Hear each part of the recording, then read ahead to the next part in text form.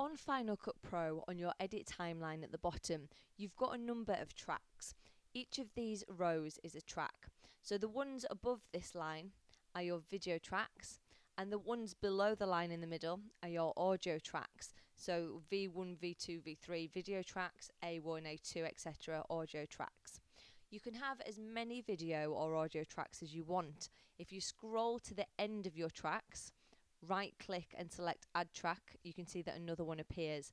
The same with your audio tracks. If you scroll to the end of them, right click and add track, you can have as many of these as you like. For broadcast news, you'll probably only need one or two of each.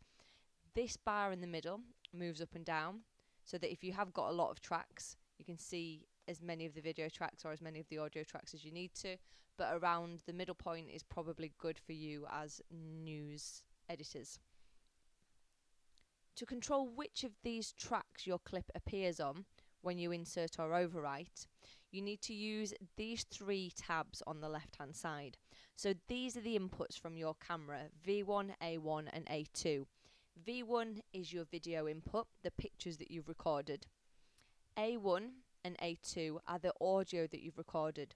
So you'll see on your camera there are two inputs for audio. I had a microphone plugged into the A1 tab, and the A2 tab was just recording the internal camera sound. So A2 would be your background sound, and A1 would be your recorded principal interview sound. So wherever you put these tabs will affect which of the video tracks or audio tracks your clip appears on. And all you have to do that is just drag and drop. If you put it on V2 and drag in your clip, it will appear on video track 2. If you put your V1 on V3, it will appear on V3, etc, etc.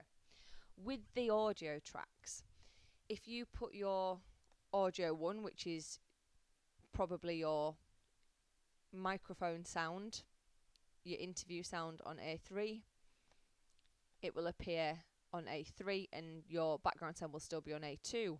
If you move this one to there, it continues to work like that. So wherever you attach these tabs is where your clip will appear on the timeline. To use these in a neat and efficient manner, the best way to work is to keep all of your video on video track 1 and build up as you need to.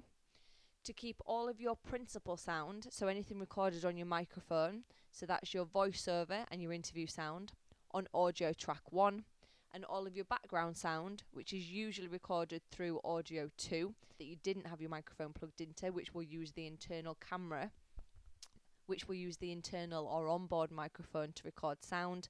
This is your background sound. Best to keep that on audio track 2.